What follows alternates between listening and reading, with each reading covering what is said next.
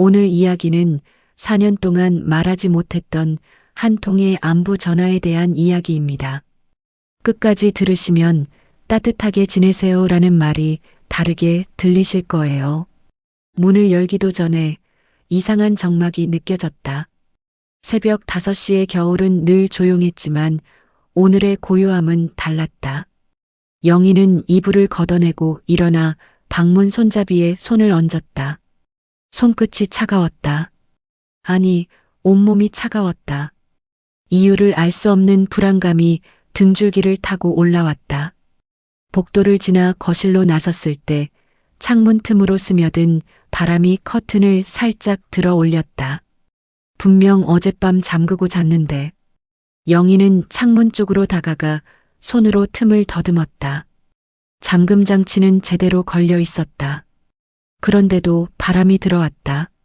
마치 누군가 일부러 틈을 만들어 놓은 것처럼. 이상하게 가슴이 쿵 내려앉았다. 현관으로 향하던 발걸음이 멈췄다. 문틈으로 희미하게 새어 들어오는 복도 불빛 사이로 무언가 하얀 것이 보였다. 영희는 눈을 가늘게 뜨고 그것을 응시했다. 종이였다. 아니, 봉투였다. 누군가 문 앞에 놓고 간 것이 분명했다. 누가? 언제? 새벽 5시에 누가 편지를 가져다 놓는단 말인가. 영희는 천천히 현관문을 열었다. 삐걱거리는 소리가 유난히 크게 들렸다. 복도는 텅 비어 있었다. 엘리베이터 불빛만 멀리서 깜빡거렸다. 발밑에 편지 봉투를 집어들었다. 손에 닿는 순간 종이가 차갑고 축축했다. 밖에 오래 놓여 있었던 것 같았다. 대체 누가?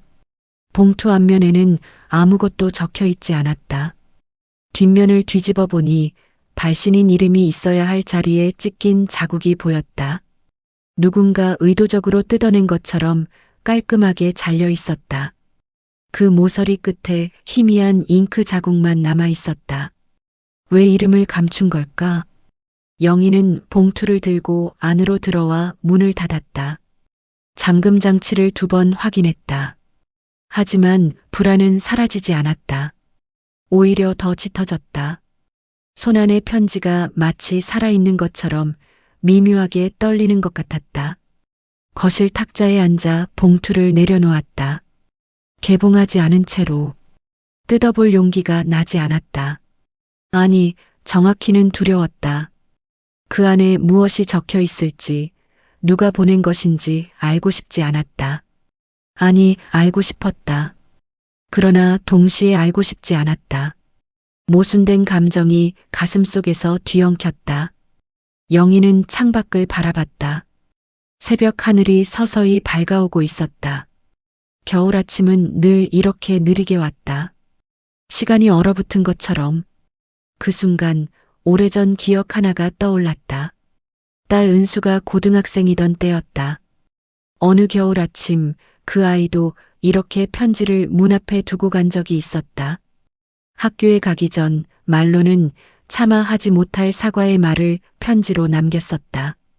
그때 영희는 그 편지를 읽고 울었다. 딸의 서툰 글씨체가 삐뚤빼뚤하지만 진심이 담긴 문장들이 가슴을 먹먹하게 만들었었다. 그 후로 몇 년이 흘렀을까. 지금은 더 이상 딸의 편지도 목소리도 들을 수 없었다. 영희는 눈을 감았다. 그때 왜 그렇게 차갑게 대했을까? 왜 먼저 손을 내밀지 못했을까? 후회는 늘 이렇게 뒤늦게 찾아왔다. 그리고 그 후회는 겨울바람처럼 차갑고 날카로웠다. 다시 봉투를 응시했다. 혹시 은수가 보낸 건 아닐까? 아니야, 말도 안 돼. 그 애는 이 주소도 모를걸. 전화번호도 바꿨고 연락도 끊긴 지 오래야. 하지만 마음 한편에서는 희망이 싹 텄다. 어리석은 희망. 그럼에도 불구하고 꺼지지 않는 희망. 영희는 떨리는 손으로 봉투를 집어들었다. 그리고 천천히 뜯기 시작했다. 찢어지는 종이 소리가 고요한 새벽을 가득 채웠다. 안에서 접힌 편지지 한 장이 나왔다. 펼쳐보니 인쇄된 글자들이 빽빽하게 적혀 있었다. 그러나 영희는 글자를 읽지 않았다. 그저 편지 끝자락에 손글씨로 적힌 한 줄만 바라봤다. 따뜻하게 지내세요. 누가 쓴 것일까? 왜 하필 이 문장일까? 영희의 눈가에 뜨거운 것이 맺혔다. 눈물은 흐르지 않았다. 다만 목이 메어왔다. 그때까진 몰랐다. 문 앞에 그 편지가 내 삶을 천천히 흔들기 시작했다는 걸. 겨울바람이 다시 창문을 두드렸다. 마치 무언가를 말하려는 듯이. 편지를 손에 쥔 채 주저앉았을 때 오래 묵힌 후회의 습기가 다시 올라오기 시작했다. 영희는 거실 바닥에 그대로 앉아 낡은 버튼식 전화기를 바라봤다. 10년 넘게 쓰다 액정은 금이 가고 수화기는 누렇게 변했지만 버리지 못했다. 그 안에 딸의 마지막 목소리가 남아 있었기 때문이다. 영희는 전화기 옆 서랍을 열었다. 안에는 오래된 메모지들이 가득했다. 그중 하나를 꺼냈다. 연필로 적힌 은수의 전화번호. 지워지고 다시 쓰고 또 지워진 흔적이 역력했다. 몇 번이나 전화를 걸려다 멈췄던 흔적들이었다. 010-별별별별-별 숫자를 눈으로 따라가는 것만으로도 목이 메어왔다. 괜찮아. 영희는 스스로에게 말했다. 괜찮다고. 이제는 괜찮다고. 하지만 그건 거짓말이었다. 괜찮지 않았다. 한 번도 괜찮았던 적이 없었다. 전화기를 집어들었다. 손가락이 번호판 위에서 떨렸다. 첫 번째 숫자를 누르려는 순간 손이 멈췄다. 기억이 밀려왔다. 4년 전 겨울이었다. 은수가 마지막으로 전화를 걸어왔던 그날. 엄마, 나 결혼해. 뭐? 결혼한다니까. 다음 달에. 갑자기 무슨 소리야. 만난 지 얼마나 됐다고. 1년 됐어. 충분해. 충분하긴 뭐가 충분해. 너 제대로 생각해 본 거야? 그때 은수의 목소리가 차갑게 변했다. 엄마는 왜 항상 그래? 내가 뭘 해도 안 된다고만 하잖아. 그게 아니라 이번에도 반대할 거면 전화 끊을게. 은수야, 잠깐. 뚝. 전화는 그렇게 끊겼다. 영희는 다시 걸지 않았다. 은수도 다시 걸지 않았다. 며칠이 지나고 몇 주가 지나고 몇 달이 지났다. 그리고 4년이 흘렀다. 그 사이 은수는 결혼했을까? 아이를 낳았을까? 행복할까? 아프지는 않을까? 영희는 아무것도 몰랐다. 알 수 없었다. 알려고 하지도 않았다. 아니, 알 용기가 없었다. 전화기를 탁자 위에 내려놓았다. 손이 축축하게 젖어 있었다. 언제 이렇게 땀이 났는지도 몰랐다. 그때였다. 삐리리리. 전화벨이 울렸다. 영희는 화들짝 놀라 전화기를 바라봤다. 액정 화면에 발신 제한이라는 글자가 떴다. 심장이 쿵 내려앉았다. 손이 떨렸다. 수화기를 들어야 할까? 말아야 할까? 두 번째 벨이 울렸다. 영희는 떨리는 손으로 수화기를 들어 올렸다. 여보세요. 잠시 침묵이 흘렀다. 그리고 들려온 건 안녕하세요, 고객님. 통신사 상담원입니다. 기계적인 여자 목소리였다. 영희는 아무 말도 하지 않고 전화를 끊었다. 손에서 힘이 빠졌다. 수화기가 바닥에 떨어졌다. 둔탁한 소리가 울렸다. 바보 같았다. 뭘 기대했던 걸까? 은수가 전화할 리 없었다. 4년 동안 한 번도 연락하지 않았는데 오늘 갑자기 전화할 이유가 뭐가 있겠는가. 그런데도 가슴 한구석이 무너져 내렸다. 짜증이 났다. 스스로에게. 이런 기대를 품은 자신에게. 영희는 메모지를 구겨 던졌다. 하지만 종이는 가볍게 바닥에 떨어졌을 뿐이었다. 아무 소리도 나지 않았다. 그저 조용히 너무나 조용히 가라앉았다. 그 정적이 더 화가 났다. 왜 전화를 안 해? 영희는 소리를 질렀다. 텅 빈 거실에 대고 아무도 듣지 않는 외침을. 내가 뭘 그렇게 잘못했어? 내가 뭘 그렇게 잘못했냐고. 목소리가 갈라졌다. 눈물이 터져 나왔다. 주체할 수 없이 흘러내렸다. 영희는 바닥에 주저앉았다. 무릎을 끌어안고 울었다. 오래 참았던 감정들이 한꺼번에 쏟아져 나왔다. 후회도, 분노도, 그리움도, 외로움도. 모든 것이 뒤섞여 목을 타고 올라와 터져 나왔다. 얼마나 울었을까. 정신을 차렸을 때는 저녁이었다. 창밖이 어두워져 있었다. 영희는 비틀거리며 일어나 전등을 켰다. 환한 불빛이 눈을 찔렀다. 거실을 둘러봤다. 구겨진 메모지가 바닥에 놓여 있었다. 전화기 수화기는 여전히 바닥에 떨어져 있었다. 그리고 탁자 위에는 아침에 받았던 그 편지가 놓여 있었다. 영희는 편지를 다시 집어들었다. 찢긴 발신인 이름 부분을 유심히 들여다봤다. 희미한 잉크 자국. 그 중에서 한 글자가 눈에 들어왔다. 수? 은수의 수였다. 아니, 그럴 리 없었다. 착각이었다. 보고 싶은 것만 보이는 거였다. 하지만 영희의 심장은 다시 뛰기 시작했다. 혹시, 정말 혹시, 은수가 보낸 건 아닐까? 영희는 편지를 펼쳤다. 그리고 인쇄된 글자들을 천천히 읽기 시작했다. 겨울철 독거노인 지원 안내. 자원봉사팀 연락처. 따뜻한 겨울나기 프로그램. 영희의 손이 멈췄다. 자원봉사팀이었다. 동네 복지관에서 보낸 안내문이었다. 은수가 아니었다. 허탈함이 밀려왔다. 그러나 동시에 편지 끝에 손글씨가 다시 눈에 들어왔다. 따뜻하게 지내세요. 누가 썼을까? 왜 손글씨로 썼을까? 그리고 왜 하필 이 문장이었을까? 영희는 편지를 가슴에 안았다. 그날 밤 그녀는 문을 잠갔다. 그리고 그 밤 모든 게 조용히 무너지기 시작했다. 집에만 있기엔 숨이 막혀 잠시 나왔는데 그 순간 더 깊은 겨울에 빠져버렸다. 영희는 동네 마트에 들어섰다.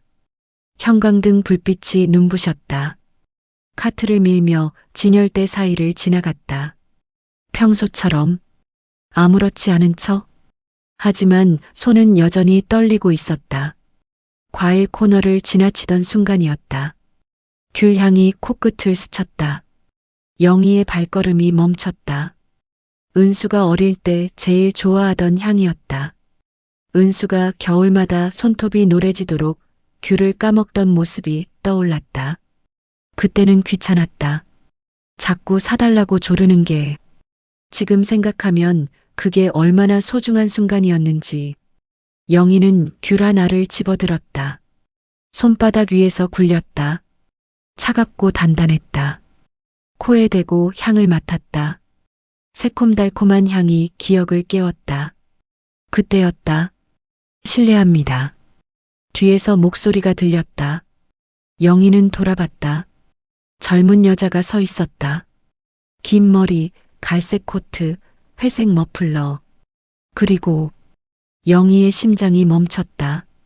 그 여자의 손버릇. 귤을 고르면서 손톱으로 껍질을 살짝 긁는 버릇. 은수와 똑같았다.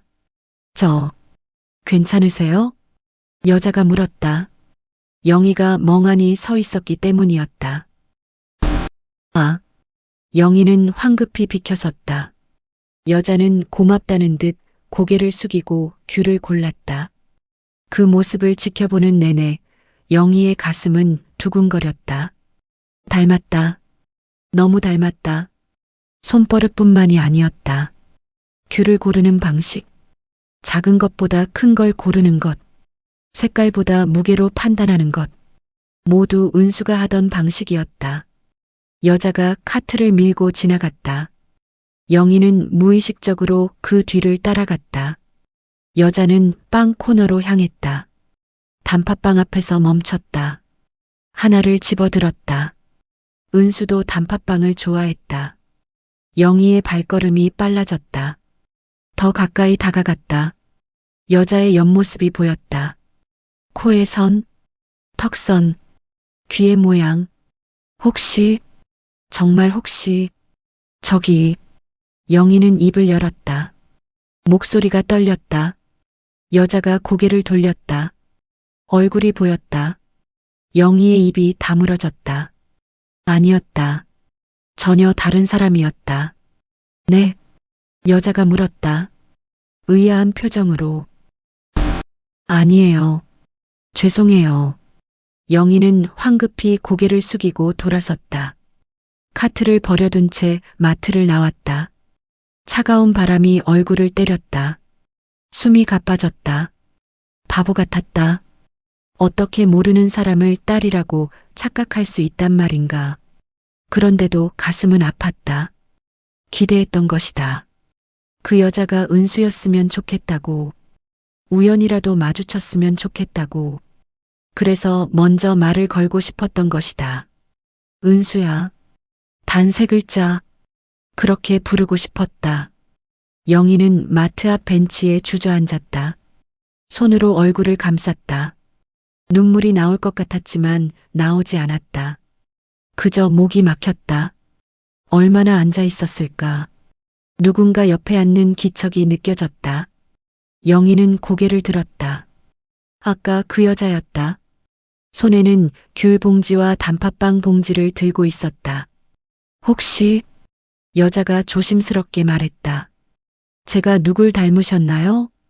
영희는 대답하지 못했다. 여자는 작게 미소 지었다. 슬픈 미소였다. 저도 엄마랑 연락 안 한 지 오래됐어요. 영희의 눈이 커졌다. 그래서 뭔가 알 것 같아서요. 아까 저를 보시던 눈빛. 여자는 귤 봉지를 영희에게 내밀었다. 드세요. 제가 살게요. 아니, 그럴 순. 괜찮아요. 여자는 봉지를 벤치에 놓고 일어났다. 따뜻하게 지내세요. 그 말을 남기고 여자는 떠났다. 영희는 멍하니 그 뒷모습을 바라봤다. 따뜻하게 지내세요. 어제 아침 편지에 적혀 있던 바로 그 문장. 우연일까? 아니면 머릿속이 복잡했다. 심장이 뛰었다. 무언가가 맞물리는 느낌이었다. 퍼즐 조각이 하나둘 맞춰지는 것 같았다. 하지만 확신할 수 없었다. 70%는 우연, 30%는 의도, 혹은 그 반대. 그리고 집으로 돌아왔다. 그날 밤 나는 단 한마디도 할 수 없었다. 기대는 금물이라 다짐했지만 이름의 숫자를 보는 순간 마음이 흔들렸다. 영희는 창가에 앉아 밤하늘을 바라봤다. 아무 별도 보이지 않았다. 도시의 불빛이 하늘을 삼켜버린 겨울이었다. 손에는 여전히 그 쪽지가 쥐어져 있었다. 엄마한테 먼저 연락하세요. 후회하기 전에. 누가 썼을까? 왜 나한테 줬을까? 은수와 관련이 있는 걸까? 아니면 정말 그냥 마음씨 좋은 낯선 사람이었을까? 영희는 알 수 없었다. 그러나 한 가지는 확실했다. 이 문장이 마음을 흔들었다는 것. 영희는 쪽지를 탁자 위에 내려놓았다. 그 옆에는 아침에 받았던 편지가 놓여 있었다. 찢긴 발신인 이름, 희미한 숫자, 그리고 손글씨로 적힌 문장. 따뜻하게 지내세요. 두 문장이 나란히 놓여 있었다. 마치 누군가 의도한 것처럼. 영희는 편지를 다시 집어들었다. 이번엔 천천히 구석구석 살펴봤다. 인쇄된 글자들, 자원봉사팀 연락처, 겨울나기 프로그램 안내. 그 아래 작은 글씨로 적힌 이름들이 눈에 들어왔다. 담당자 김민수, 박은지, 이수정. 영희의 시선이 멈췄다. 이수정, 수, 정, 은수정. 영희의 손이 떨렸다. 설마 아니야. 말도 안 돼. 수정이라는 이름은 흔하다. 전국에 수천, 수만 명이 있을 이름이다. 은수와는 아무 관련이 없다. 그런데도 가슴이 뛰었다. 영희는 편지를 테이블에 펼쳐놓고 휴대전화를 집어들었다. 자원봉사팀 연락처를 눌렀다. 신호음이 울렸다. 한 번, 두 번, 세 번. 여보세요. 겨울나기 자원봉사팀입니다. 밝은 여자 목소리였다. 저 실례지만 영희의 목소리가 떨렸다. 담당자분 중에 이수정이라는 분이 계신가요? 아, 네. 계세요. 통화 연결해 드릴까요? 심장이 쿵 내려앉았다. 아니요. 괜찮습니다. 영희는 전화를 끊었다. 손이 떨렸다. 심장이 미칠 듯이 뛰었다. 이수정. 정말 있었다. 하지만 그게 뭐 어쨌단 말인가. 이수정이라고 해서 은수와 관련이 있는 건 아니다. 단지 이름이 비슷할 뿐이다. 우연이다. 그저 우연. 영희는 스스로를 설득했다. 하지만 마음 한구석에서는 목소리가 들렸다. 정말 우연일까? 정말 아무 의미도 없을까? 영희는 편지를 다시 들여다봤다. 찢긴 발신인 이름. 그 모서리에 남은 숫자. 만약, 정말 만약, 은수가 이걸 보냈다면, 아니, 은수와 관련된 누군가가 보냈다면, 왜일까? 왜 이름을 찢었을까? 왜 직접 오지 않았을까? 영희는 눈을 감았다. 4년 전 그날이 떠올랐다. 엄마는 왜 항상 그래? 내가 뭘 해도 안 된다고만 하잖아. 차갑게 변한 은수의 목소리. 영희는 그때 대답하지 못했다. 왜냐하면 은수의 말이 맞았기 때문이다. 늘 그랬다. 은수가 뭘 하든 영희는 먼저 걱정했다. 먼저 반대했다. 먼저 부정했다. 그건 너한테 안 맞아. 너무 위험해. 잘 생각해봐. 사랑이라고 생각했다. 보호라고 믿었다. 하지만 은수에게는 그게 질식이었다. 영희는 너무 늦게 깨달았다. 사과하고 싶었다. 말하고 싶었다. 미안해. 엄마가 잘못했어. 하지만 용기가 없었다. 전화를 들 용기도, 문자를 보낼 용기도 없었다. 왜냐하면 거절당할까봐. 이제 와서 뭐하러. 그 말을 들을까봐. 두려웠다. 영희는 쪽지를 다시 집어들었다. 엄마한테 먼저 연락하세요. 후회하기 전에. 그래. 후회하기 전에. 이미 충분히 후회했지만 더 늦기 전에. 영희는 천천히 일어났다. 서랍을 열었다. 안에는 은수의 전화번호가 적힌 메모지가 있었다. 손으로 만졌다. 종이가 낡아 부스러질 것 같았다. 010-별별별별-별별 숫자를 눈으로 따라갔다. 그리고 휴대전화를 집어들었다. 한 자씩 천천히 번호를 눌렀다. 마지막 숫자까지 입력했다. 화면에 떴다. 통화 버튼. 손가락이 그 위에 올라갔다. 떨렸다. 누르지 못했다. 영희는 눈을 감았다. 깊게 숨을 들이쉬었다. 그리고 생각했다.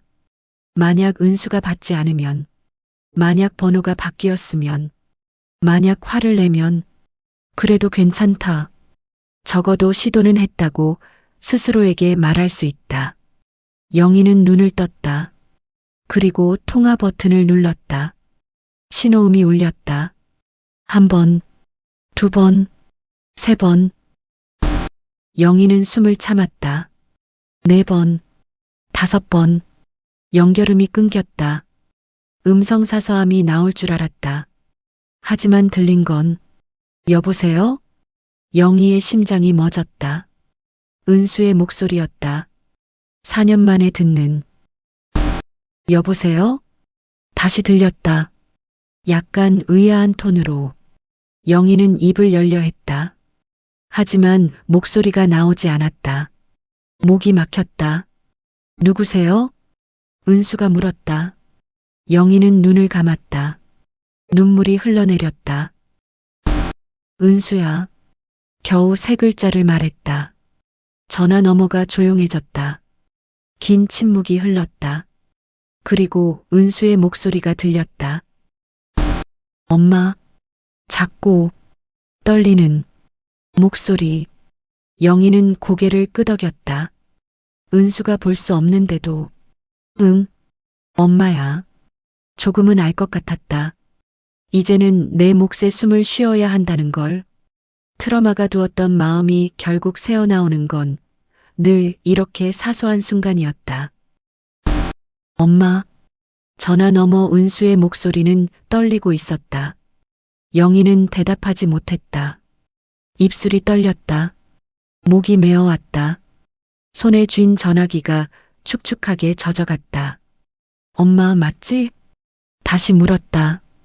이번엔 조금 더 확신에 찬 목소리로. 응. 겨우 한 글자를 말했다. 전화 너머가 조용해졌다. 은수도 울고 있는 것 같았다. 숨소리가 불규칙했다. 얼마나 침묵이 흘렀을까. 영희가 먼저 입을 열었다. 괜찮니, 은수야. 단 한 줄. 4년 동안 하지 못했던 말. 전화 너머에서 흐느끼는 소리가 들렸다. 응, 괜찮아. 은수가 대답했다. 엄마는? 나도. 괜찮아. 거짓말이었다. 괜찮지 않았다. 아직도 가슴이 아팠다. 후회가 밀려왔다. 미안함이 목을 조였다. 하지만 동시에 진심이기도 했다. 이 순간만은 조금은 괜찮았다. 엄마 나. 은수가 말을 꺼냈다가 멈췄다. 응 말해. 미안해. 영희는 눈을 감았다. 눈물이 흘러내렸다. 아니야. 엄마가 미안해. 엄마. 정말 미안해, 은수야. 두 사람은 더 이상 말하지 않았다. 그저 전화기 너머로 서로의 숨소리를 들었다. 긴 침묵이었다. 하지만 텅 빈 침묵은 아니었다. 그 안에 4년 동안 쌓인 모든 것들이 담겨 있었다. 후회도, 그리움도, 용서도. 영희는 창밖을 바라봤다. 겨울바람이 여전히 불고 있었다. 차갑고 날카로웠다.